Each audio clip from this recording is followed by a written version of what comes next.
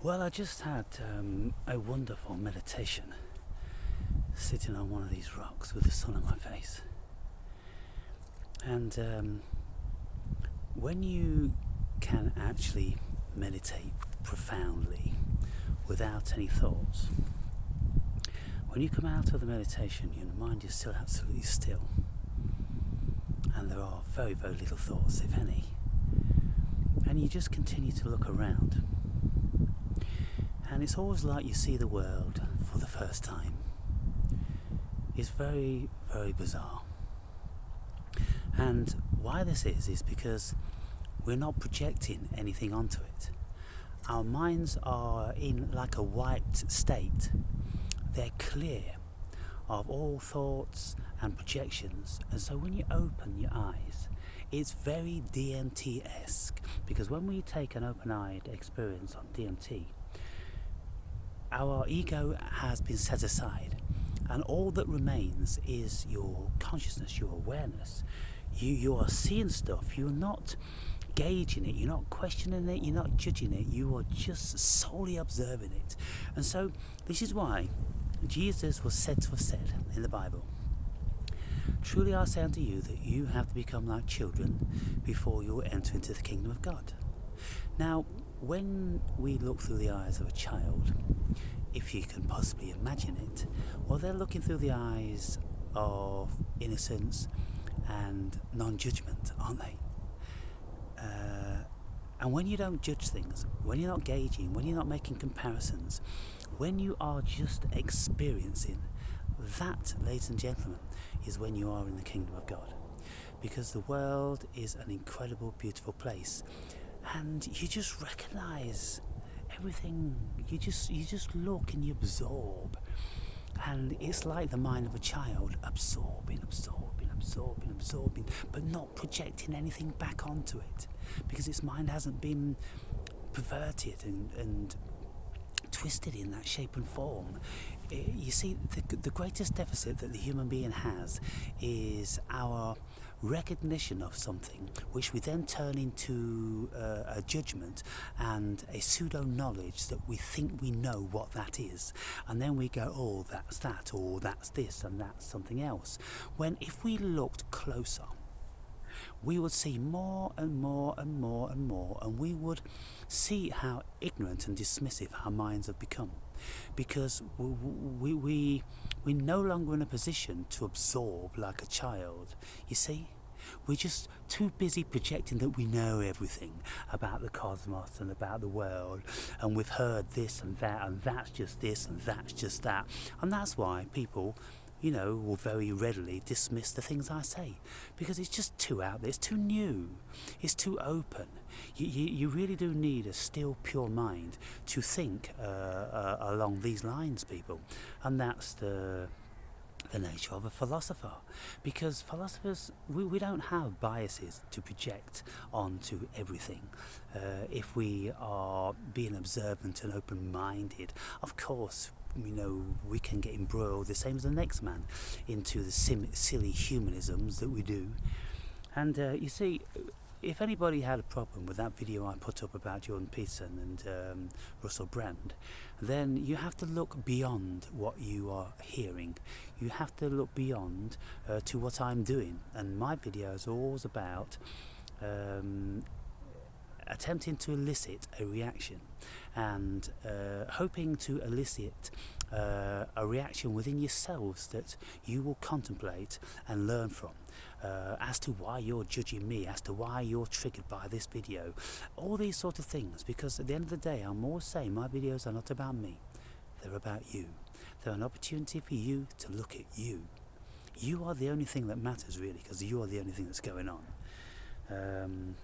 And even if you think, oh, your children, your partner, this and the other, it's still you, people.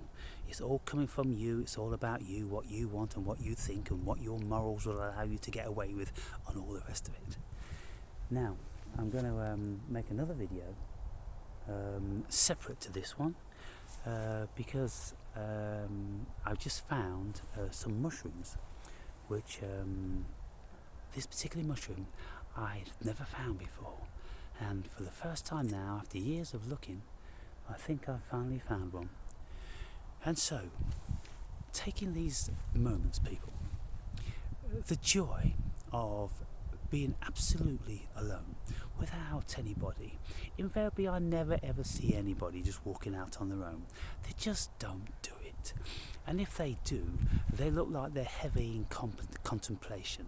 They've got problems on their mind, and they're so restless around the house and think, oh, just let's get out of the house and go for a walk. They look like that. They look deeply troubled. But if you can see a person that's walking open, which is looking up with an open countenance, which is just gazing upon the world as if they are children, then you know that that person is walking in the kingdom of God. And you see, this is what DMT gives you. It just gives you this beautiful countenance of openness and acceptance and gratitude. It really is beautiful. So there are many things that Jesus supposedly said that have a great deal of profundity to them. But it's the whole story of the Son of God that I am just refuting, because it's just completely irrational and illogical and ridiculous. And it doesn't stand up to scrutiny.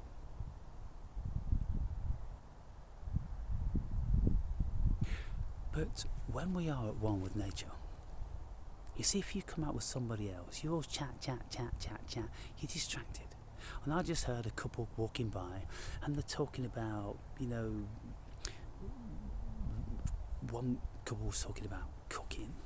Okay, fair enough. Another person was talking about, oh, she wanted me to come to pick her up in my car.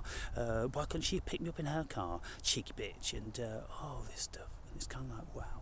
And they're walking by, not noticing anything, not feeling anything. They're not present. They're so far flung from the kingdom of God, people. And so you will find the kingdom of God when you spend a lot of time on your own, and you eventually get over yourselves. You eventually realise that the ego is just a false construct. It's not you. And then when you get in touch with you, you know that you are all that is, has been, and never will be. And when you feel the glory of God blessing your body, that which giveth life, you go, wow, this is absolutely an incredible experience, people. Planet Earth, when you look at it, with all its variances, with all its deserts and its forests and its mountains and its valleys and its oceans and its lakes and its rivers and its weather and its species, absolutely incredible. And when I just look upon the foliage glistening in the sun and blowing in the wind, it's such a joy. It brings about such a stillness, such a connection, and a realization that it's just a reflection of me. Look.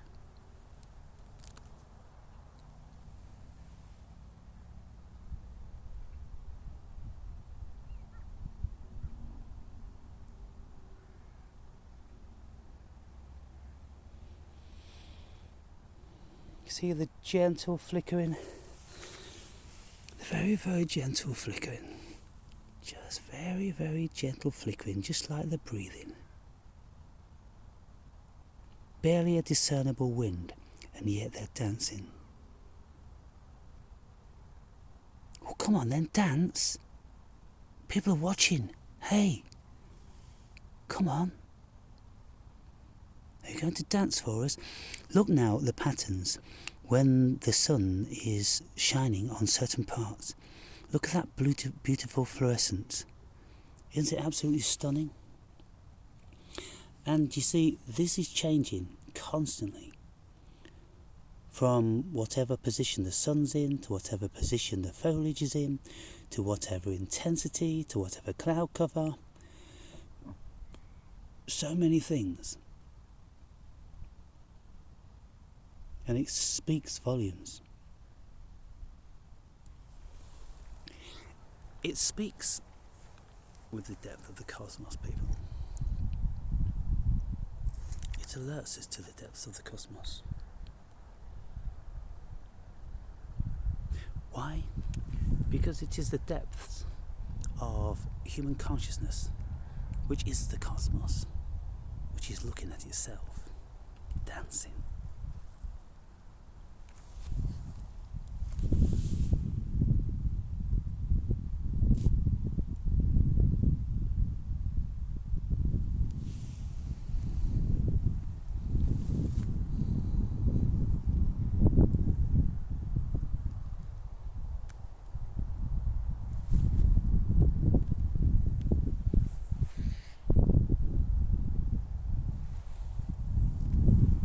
What a joy.